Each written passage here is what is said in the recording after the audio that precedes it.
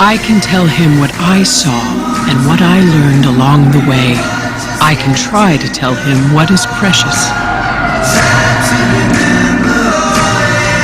What is precious? I ought to know that.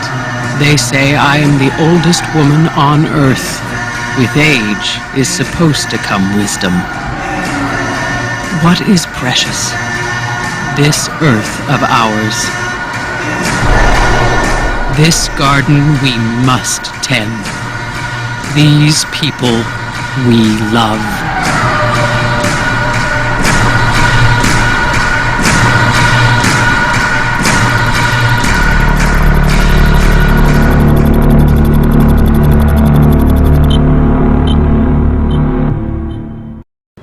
Lucy's story is a worst-case scenario of what could happen if we continue on our current path. It's a wake-up call, a challenge for us to plan a different course. But our experts say we must act immediately. Where did Lucy's world go wrong? What can we learn from their mistakes? We turn back the clock now to show you a vision of a future we can still create. There's a future out there that's a much better future than the present that we're living in right now, to be sure. If we took the measures we should take, 2100 would be at the beginning of an era that we today would regard as paradise.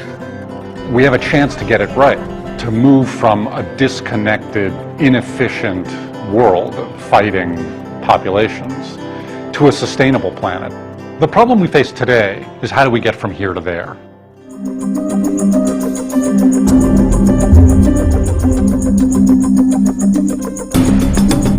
The world that Lucy was born into is our world today. There are plenty of signs that it's in trouble, but there are hopeful signs as well. The problems that we face, water, soil, climate change, they're all problems caused by humans, so we're capable of solving those problems. It could be overwhelming if we let it. I just try to take it one brick, one chunk at a time. I think that's how you have to deal with it.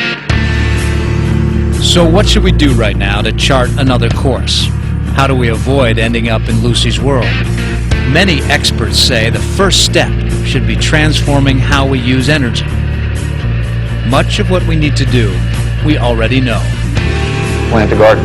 Use contact fluorescent bulbs or mass transit for people. Insulate your homes. Smaller cars.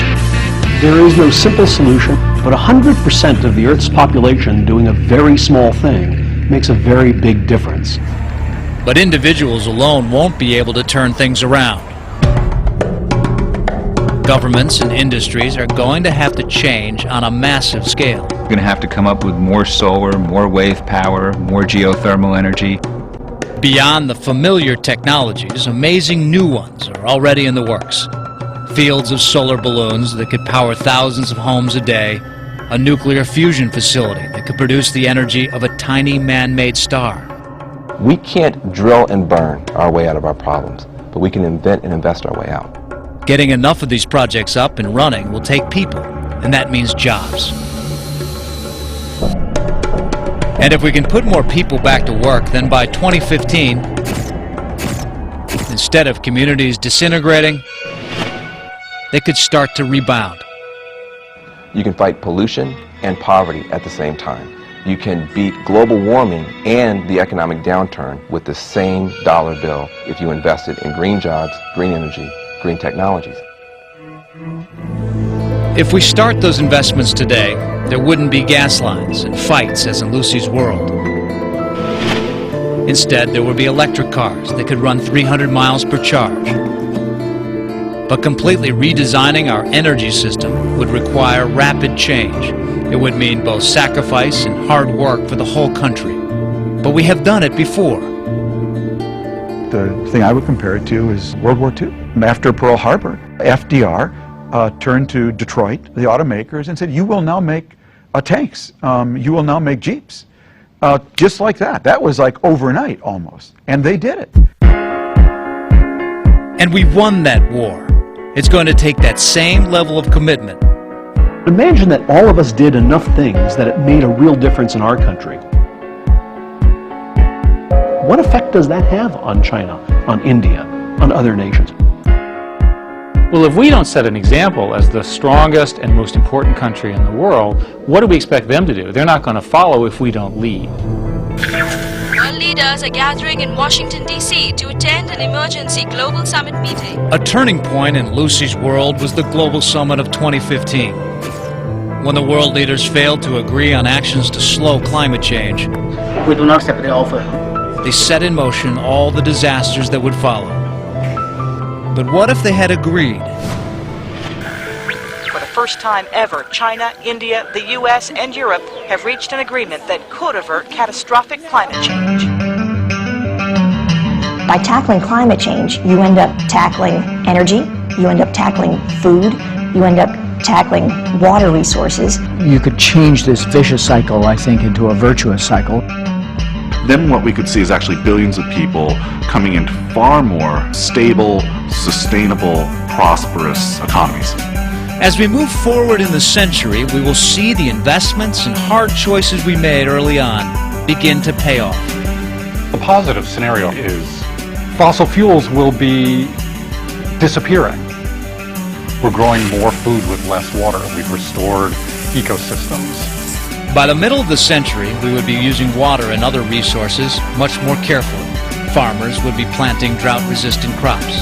Water would be recycled, and there would be enough to support the U.S. Southwest.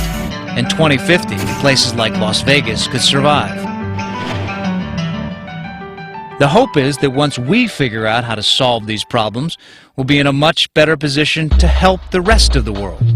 If we can actually raise the prospects of the bottom few billion people, we actually make global stability possible. We reduce mass migration, refugee movements, desperation, actually slow population growth.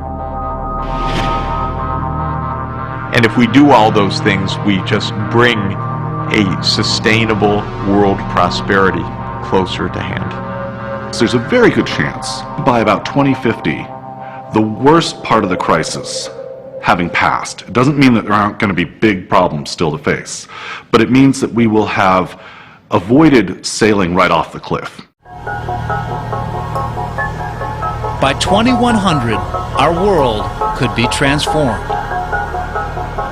Just imagine a city that's not polluted, that has a great transportation infrastructure.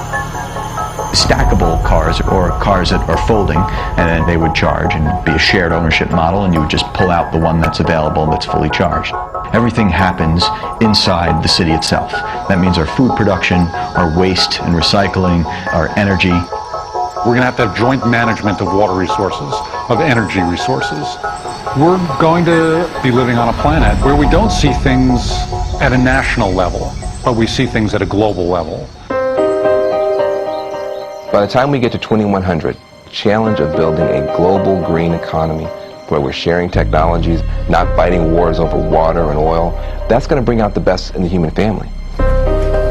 Humanity will be relatively disease-free. Children will be treated as rare treasures. Most people don't realize not only can we change, we must change. And I think that's how you own the future. That's how you take control of your destiny. I have huge faith in humanity.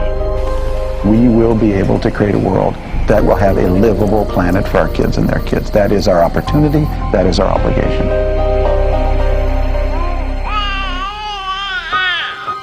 Kids born today will see us navigate past the first greatest test of humanity, which is, can we actually be smart enough to live on a planet without destroying it? In December this year, nearly 200 countries plan to meet in Copenhagen, Denmark.